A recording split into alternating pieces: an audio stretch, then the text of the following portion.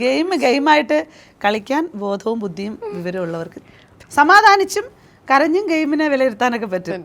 അനുമോളൊക്കെ എനിക്ക് തോന്നുന്നു ഒരു ഫീമെയിൽ കണ്ടസ്റ്റൻസിൻ്റെ ഒരു പീക്ക് PR-ഉം സപ്പോർട്ടും അത് അനുമോൾക്കാണ്. തീർച്ചയായും.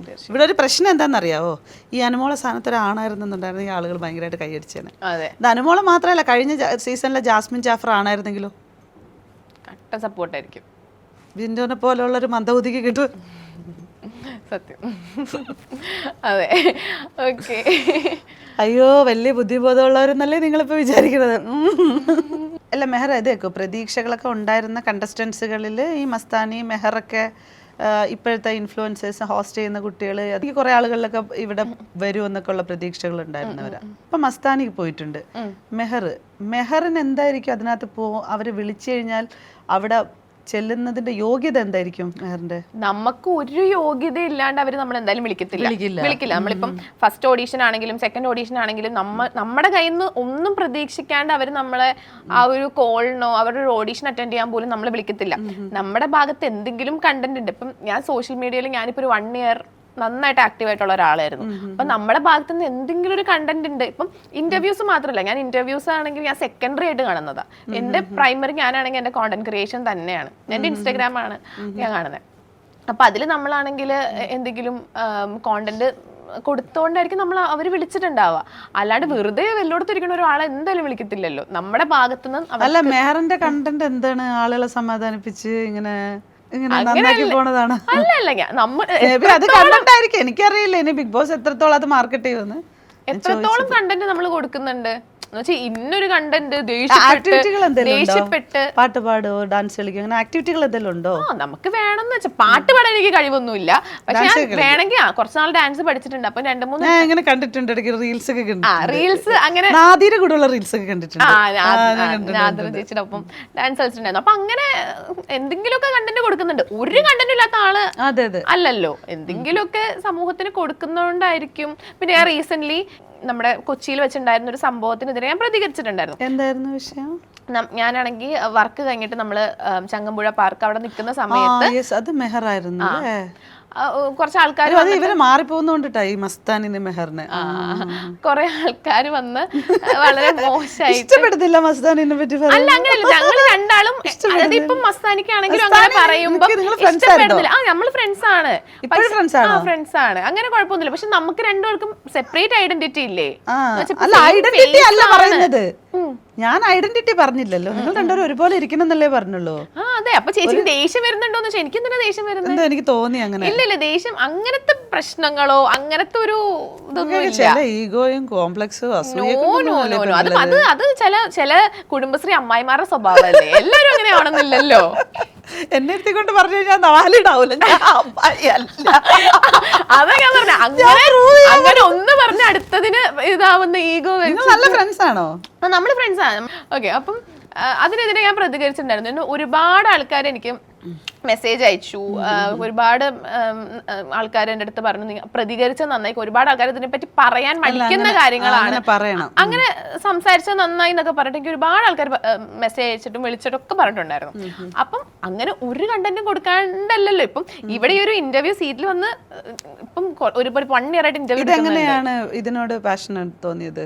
സത്യം പറഞ്ഞാൽ അങ്ങനെ ഇന്റർവ്യൂ എടുക്കണം, അങ്ങനെ ഞാൻ MBA പഠിച്ചിട്ടുള്ള ഒരാളാണ്. MBA പഠിച്ച് വല്ല ഒരു 9 to 5 ജോബ് ചെയ്യണം അങ്ങനെ ഒക്കെ വിചാരിച്ചുകൊണ്ടിരുന്ന ആളായിരുന്നു. പക്ഷെ ലൈഫ് ഫുൾ ഒരു ട്വിസ്റ്റും ഇതൊക്കെയല്ലേ. അപ്പൊ അങ്ങനെ ഇന്റർവ്യൂ എടുക്കുന്നു. അങ്ങനെ ഇപ്പം ബിഗ് ബോസിലേക്ക് ഒരു കോള് വന്നതെന്ന് തന്നെ പറഞ്ഞ അതൊക്കെ തന്നെ ഒരു വലിയ കാര്യമാണ്. എനിക്കിത് ഇഷ്ടം. കൊള്ളാം. ആക്ട് ചെയ്യാൻ ഇഷ്ടമുണ്ടോ? ആക്ടിങ് അങ്ങനെ അഭിനയിക്കാൻ അറിയത്തില്ല സത്യം പറഞ്ഞ. ആക്ടിങ് വർക്ക്ഷോപ്പിനൊക്കെ പോയാൽ മതി, സുന്ദരിയാ അഭിനയിക്കുക. അതില് പറയുമ്പോ തന്നെ എന്നിട്ട് തൊപ്പിയും കെട്ടി സുഖമായിട്ട് ജീവിക്കും. അവിടെയും തൊപ്പിയുടെ ലൈവിൽ എന്താ ചേച്ചിനെ വലിച്ചു കീറും. എനിക്കത് പ്രശ്നമില്ല. എനിക്ക് അവനെ ഭയങ്കര ഇഷ്ടമാണ്. അവൻ വലിച്ചു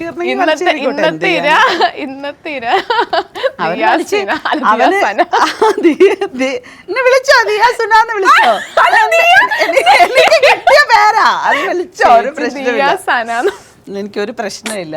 തൊപ്പി ഇന്ന് എന്നെ വലിച്ചു കീറുന്നുണ്ട്. ശരി, പക്ഷെ ഇവളിപ്പോഴാണ് പറഞ്ഞ കേട്ടോ നിങ്ങൾ സിസ്റ്ററായിട്ട് അങ്ങ് അംഗീകരിച്ചു എന്നുള്ളത്. ബട്ട് എനിക്കത് അറിയില്ല. സോ കൊള്ളാടെ നിങ്ങള്, കൊള്ളാം ചേച്ചി. നമ്മളൊരു കല്യാണം കഴിച്ചാൽ മാത്രമാണ് നമ്മളിങ്ങനെ ഇതാവണമെന്നല്ലോ. നമുക്ക് നല്ല അങ്ങനെയല്ലല്ലോ, നമുക്ക് എന്താ നല്ല ഫ്രണ്ട്സ് ആയിട്ടിരിക്കാം. ഇപ്പൊ എന്താ നല്ല ഫ്രണ്ട്സ് ആയിട്ട് നല്ല കോംബോ ആയിട്ടുള്ള തൊപ്പിനെ മേറിനെ ഒരുമിപ്പിച്ചിട്ട് അടങ്ങുള്ള മട്ടിലാണെന്ന് എല്ലാരും ഇപ്പൊ പറയും. അതല്ല, ഇപ്പൊ കൊറേ ആൾക്കാർ ഇങ്ങനെ ഇറങ്ങിയിട്ടുണ്ട്, കുറച്ച് ആൾക്കാർ വൃത്തിയായിട്ട പിള്ളേര്. ചേച്ചിയൊന്നും എക്സ്പെക്ട് ചെയ്തില്ലല്ലോ ഇത്. ഞാൻ ചേച്ചിക്ക് ഒരു സ്റ്റാൻഡേർഡ് ഉണ്ടെന്ന് തൊപ്പിയായിട്ട്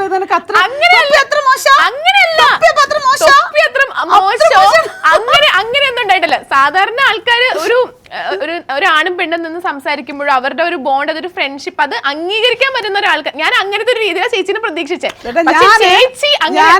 ഞാന് നിങ്ങളുടെ ഫ്രണ്ട്ഷിപ്പിനെ അംഗീകരിക്കുന്നു. ഞാൻ വൈൻഡപ്പിൽ കോട്ട് ചെയ്യണമല്ലോ നമ്മള്. നിങ്ങളുടെ ഫ്രണ്ട്ഷിപ്പിനെ ഞാൻ അംഗീകരിക്കുന്നു.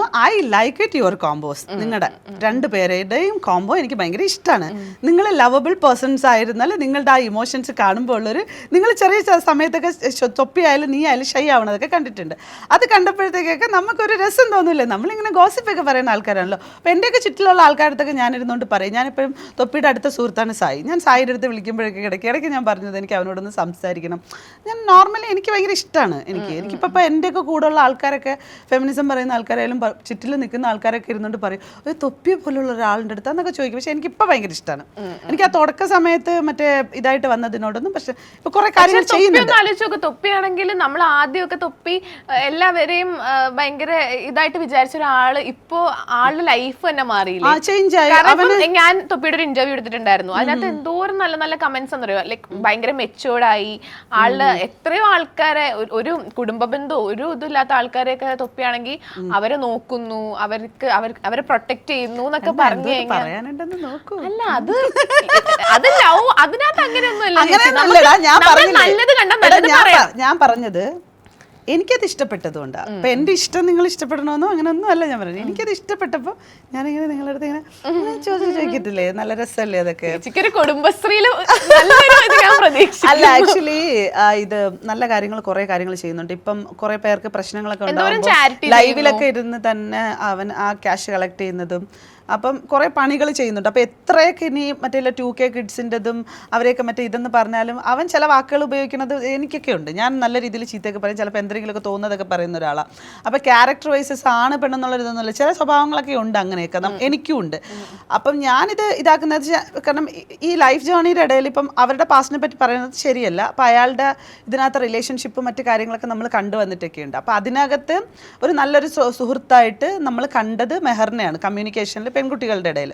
സോ അത് വെച്ചിട്ട് നമുക്കൊരു അനലൈസേഷൻ ഉണ്ടാവുമല്ലോ. ഇപ്പോൾ ഈ പറഞ്ഞ പോലെ അവൻ കുറച്ചുകൂടെ ബെറ്ററായി, കുറേ കാര്യങ്ങൾ ചിന്തിച്ച് ചെയ്യുന്നു, കുറേ കാര്യങ്ങൾ ഇതാക്കുമ്പോഴത്തേക്ക് അവൻ അവൻ്റേതായിട്ടുള്ള ഒരു ലൈഫിനെ ചൂസ് ചെയ്യുമ്പോൾ കുറച്ച് ബ്യൂട്ടിഫുൾ ആയിട്ടുള്ള മൊമെൻറ്റ്സുകൾ ഉണ്ടാകുന്ന മനുഷ്യരാവട്ടെ അവൻ്റെ കൂടെ എന്നത് നമ്മളുടെ ഒരു പ്രതീക്ഷയാണ്. അവനും ഈ പറഞ്ഞ പോലെ പാരൻറ്റിങ് ഒക്കെ ഭയങ്കരമായിട്ട് ബുദ്ധിമുട്ടിലൂടെയൊക്കെ പോകുന്ന ഒരു വ്യക്തിയായിട്ടാണ് മനസ്സിലാവുന്നത്. അപ്പോൾ എപ്പോഴും കൂടെ നിൽക്കുന്ന മനുഷ്യരും അടുത്തുള്ളവരും സന്തോഷവും സ്നേഹവും ഭയങ്കര ഇതും തന്നാൽ അവർക്ക് മുന്നോട്ട് പോകാനുള്ള ഭയങ്കരമായിട്ടുള്ള ഒരു ഇതുണ്ടാവും. അപ്പോൾ സോ അത് വെച്ചിട്ട് പറഞ്ഞത് ഇപ്പം ചിലപ്പോൾ അവൻ ഇതിനെ വെച്ചിട്ട് വലിച്ചീറുമായിരിക്കും. എനിക്കതൊന്നും ഒരു പ്രശ്നവും അല്ല.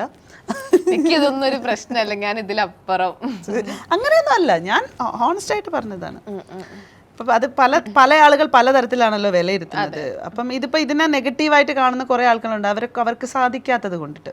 ഇപ്പം തൊപ്പി ഈ പ്രായത്തിൽ ചെയ്യുന്ന കാര്യങ്ങൾ ആളുകൾക്ക് സാധിക്കാത്തവരുണ്ട്, അവർക്ക് ഭയങ്കര ഈഗോയും അസൂയും കുശുമ്പും ഒക്കെയാണ്. അപ്പം അവരിത് പറയും, ഇപ്പം ഹിന്ദി അധ്യാപകൻ വന്ന് അവിടെ ജോയിൻ ചെയ്യുന്നു ഇവരുടെ ഗ്യാങ്ങിനകത്ത്. അങ്ങനെ വിദ്യാഭ്യാസ സമ്പന്നരായിട്ട് യോഗ്യതയുള്ള മനുഷ്യർ പല ജോലികളും ചെയ്യാൻ പ്രാപ്തിയുള്ളവർ പോലും വരുമാനം കണ്ട് ഈ ഭയങ്കരമായിട്ട് എഡ്യൂക്കേറ്റഡ് ആയിട്ടുള്ള ആൾക്കാരൊക്കെ ഇപ്പം ഞാൻ പറഞ്ഞില്ല MBA പഠിച്ചതാണ്. എന്റെ കൂടെ പഠിച്ചവർക്ക് ഇപ്പം ഒരുപാട് കമ്പനീസിലൊക്കെ വർക്ക് ചെയ്യുന്നുണ്ട്.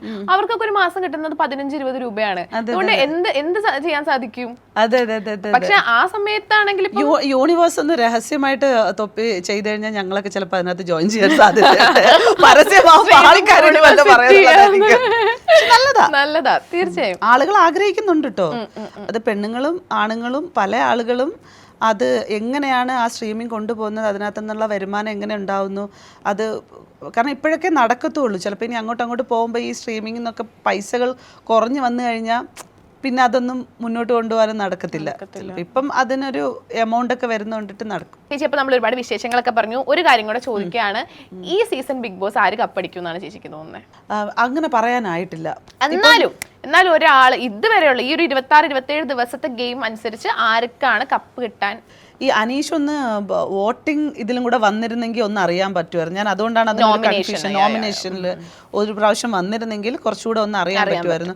ഇപ്പം നിലവിൽ നമ്മൾ കണ്ടുകൊണ്ടിരിക്കുന്നതിനകത്ത് അനുമോള് കപ്പടിക്കുന്നതാണ് അല്ല കാണുന്നത്. ഇപ്പോഴത്തെ കാഴ്ചയാണ്. ഗെയിംസ് മാറി മറിഞ്ഞാൽ അയാളുടെ വോട്ടിങ്ങിന്റെ ഒരു സാധനം കൂടെ കാണണം. പിന്നെ ഷാനവാസും കുറച്ച് കൂടുതൽ അവരുടെ കൂടെ ഒന്ന് പോകുന്നുണ്ട്. ഷാനവാസിന്റെ ജിസേലിന്റെ വോട്ട് ഇപ്പൊ ആദിലാനൂറയ്ക്ക് വരുന്നുണ്ട്. അപ്പൊ ഒന്ന് കുറച്ചുകൂടെ കഴിഞ്ഞിട്ട് നമുക്ക് ഇരിക്കാൻ സാധിച്ചാൽ നമുക്ക് പറയാം.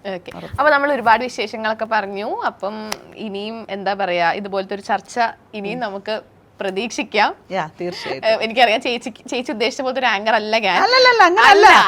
ഞാനിവിടെ വന്നിരുന്നപ്പോ ഞാൻ പറഞ്ഞല്ലോ, ഇപ്പം ഞാൻ പൊതുവെ വന്നിരിക്കുന്നിടത്ത് ഒരു ഹോസ്റ്റായിട്ടുള്ളവർ എന്തെങ്കിലും ഇപ്പൊ ഒരു കോൺട്രവേഴ്സി ആണ് എന്നെ ആളുകൾ വിലയിരുത്തിയിരിക്കുന്നത്.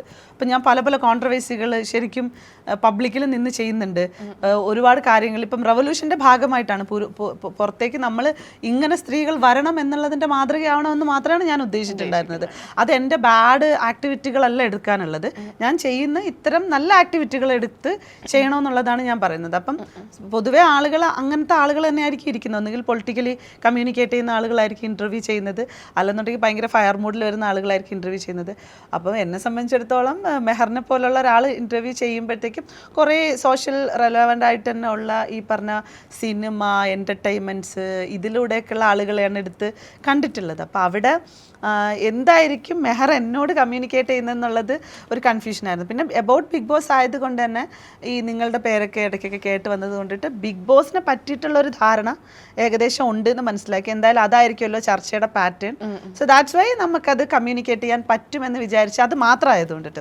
ഇപ്പോൾ എബൌട്ട് മൈ ലൈഫ് റിലേറ്റ് ചെയ്തിട്ടോ അല്ലെങ്കിൽ അത്തരം വേറൊരു കാര്യങ്ങൾ കൂടുതലായിട്ട് ചെയ്യുമെന്ന് അറിയില്ലല്ലോ. സോ അപ്പോൾ പിന്നെ അത് വളരെ ബ്യൂട്ടിഫുൾ ആയിട്ട് തന്നെ ചെയ്തു. എനിക്ക് ഇഷ്ടപ്പെടുകയും ചെയ്തു. മെഹറിനെ ആരും അണ്ടർസ്റ്റിമേറ്റ് ചെയ്തത് മെഹറിനെല്ലാം പോവും.